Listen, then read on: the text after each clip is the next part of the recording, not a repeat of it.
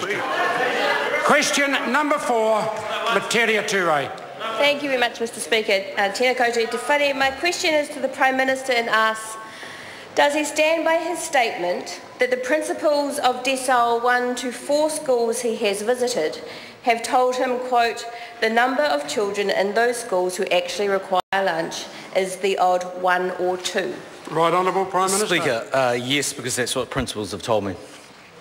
Supplementary. Supplementary question, Metiria Turei. Thank you, Mr Speaker. How can it be correct that only the odd 1 or 2 kids in low decile schools require lunch when Kids Can says on average 20% of the children in the schools they work with are in need of lunch every day? Right Honourable Prime Minister. Well, I believe it to be true, and Mr Speaker, one of the issues I raised with the Minister of Education today was to ask her whether she, in her travels as Minister of Education the last 3.5 years, had the issue of lunch in schools raised with her. She told me it's either never been raised or raised extremely infrequently. Supplementary. Supplementary question, Metiria Turei. Is the Prime Minister telling the House that the low decile schools that he has visited don't have the same needs as other low decile schools that Kids Can works with? The Right Honourable Prime Minister. Speaker, what I am telling the member is, firstly, the government has been working with a number of private sector organisations to provide breakfast in schools, and about 800, 791, I think, schools out of 2,500 approximately have taken that up. Secondly, Mr Speaker, I think there will be some children that go to school without lunch, but I think that number is actually relatively small. In some cases it'll be 1 or 2, in some cases it'll be a few more, but I don't think it's as widespread as the member is purporting it to be. Point of order, Metiria Turei. Thank you, Mr Speaker. I seek leave to table a document from Kids Can showing they are now feeding 15,000 students a week across 448 schools, an average of 33 children in each school each the document's now been described. The date of the document would be useful. Date of the document, sir, is March 3rd, 2015. March 2015. Is there any objection to that information being tabled? There is none. It can be tabled. Supplementary question. Point of order. Point of order. Metiria Turei. Thank you, Mr Speaker. I seek leave to table a document prepared by my office of the schools that John Key visited from 2013 to 2014, showing of the decile 1 schools and decile 2 schools, 3 are part of Kids Can. Member will resume her seat. This is an effective way of making a political statement. It's not the purpose of informing the House. It will not be tabled. Further supplementary? Supplementary. Supplementary question, Metiria Turei. Thank you, Mr Speaker. Which of the decile 1 and 2 schools that John Key visited, Mangere Central, Waimate Main, Flaxmere, Huntley College, Mania View, Point England, told him that only 1 or 2 of their kids needed feeding every day, when each of those schools have a lunch program provided either by Kids Can or some other charity in their community? Right Honourable Prime Minister. Mr Speaker, well, by definition, I suppose if they already have lunch provided, actually they wouldn't raise the fact that they need lunch, so that's rather self-defeating. Secondly, Mr Speaker, it may be lost on the member, but I've been Prime Minister since the end of 2008. The question the member asked was for the 1 year from 2013. But Mr Speaker, in the interests of trying to get to the bottom of this debate, at 1:41 this afternoon, I took the liberty of ringing the Minister of Education. And I said, please ring for me 3 schools that are decile 1 or 2 and ask them how many kids have not come to school today with lunch. That was done completely randomly and with no information. Here are the facts. Philip Hendy of Te Ruatoria, a decile 1 school. People are free to ring the school. Order. Every member has a right to raise a point of order. It will be heard in silence. Order. The member will resume her seat. I repeat, because I was interrupted, every member has the right to raise a point of order. This one will be heard in silence, but I sincerely hope that it's a valid point of order. Metiria Turei. Point of order, sir. This is not an answer to the question that I asked. Member will resume her seat. It is very much an answer to the question the member asked. She can shake her head, but it's me that's got to adjudicate on this. It's a very full answer. It was quite a lengthy question. The House will later on today devote a considerable amount of time to this issue, and I feel it's in the interests of the House that the Prime Minister be allowed to complete his answer. Speaker. So, Mr Speaker, as I said, at 1:41 with absolutely no knowledge, these are the facts. Metiria Turei, decile 1, how many children came to school today without lunch? Answer, 0. Barbara Alatar, Sylvia Park School, decile 2, 1 to 2 kids maybe.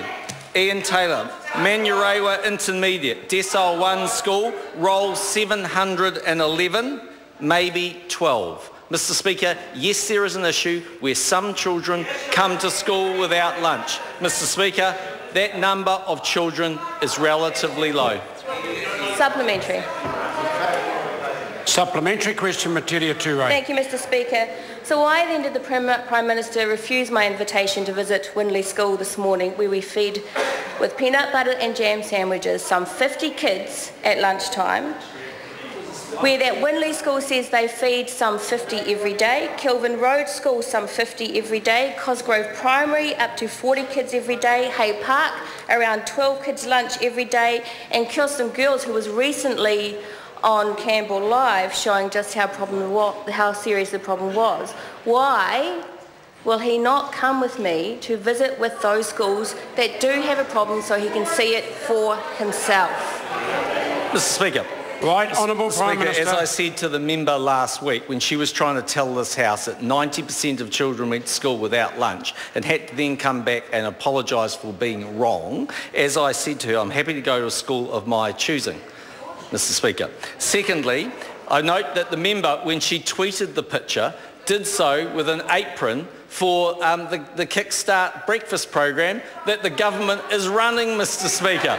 Mr Speaker, this is a government that's provided 3.4 million breakfasts. This is a government that's working with the private sector to help deliver that, from Fonterra through to Sanitarium. Mr Speaker, they're the same breakfast programs where principals tell me... Order, the answer now is long enough. Thank you. Oh, point of order, sir. Point of order, Metiria Turei. Thank you, sir. I'd like to, I seek leave to table a document from the Parliamentary Library showing that the GST on $1.29 is 19 cents, not 2. Order. Again, the purpose... Order. The purpose of tabling documents is to inform the proceedings of the House. Members know current GST rates. I'm not about to put that leave. Okay. Point of order, Metiria Turei. Why does the Prime Minister...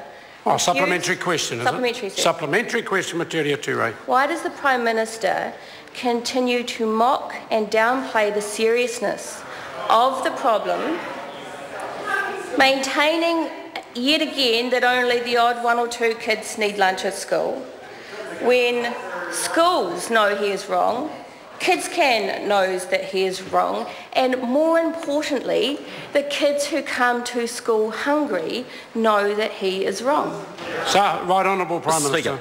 The government has been very focused on this issue for a long period of time. It's actually proud of its record. It's extended fruit in schools for a huge number of children. Mr Speaker, it provides breakfast in schools alongside the private sector. This is an issue that I said to the member, and I repeat again, I raise at pretty much every school I go at, and the same response is what I always get. About 15% of kids want to take up the breakfast program. A very small number need lunch, where they don't come to the school without lunch. The school provides them lunch, does so out of its breakfast program or the odd lunch it provides. Mr Speaker, at the end of the day, I think the member actually does a disservice to the fantastic parents and caregivers out there, the vast overwhelming bulk who actually do provide their kids breakfast and lunch. They do a damn good job, and the member should stop telling them that they don't. Supplementary. Supplementary question, Metiria Turei. Well, given the Prime Minister missed the opportunity this morning to talk with parents and charity workers and the kids around over a lunch program, will he commit to visiting Winley School? And if not to Winley School, to then any school that Kids Can suggest he goes to visit, and make the peanut butter and jam sandwiches for the kids, and actually participate in the lunch fund so he sees the problem for... Order! The question's too long. The Prime Minister can answer the essence of the question. Right Honourable Prime Minister. Mr Speaker, I have been to numerous schools where Kids Can have been in operation. I've been with those schools and with Julie on numerous occasions. This is actually the government that gave Kids Can $500,000 more for raincoats and $900,000 more for headlights. Mr Speaker, we are providing extensive support, but I will say this. I went on one of the schools where every child was given a raincoat. And yes, we fully supported that. And the argument around that is children don't have raincoats. So I actually asked about 20 of the kids, do you own a raincoat? Every single child told me yes. So it's great they've got another one. And we support Kids Can, and we're giving them money, and we think they're a great charity, and they're doing good work.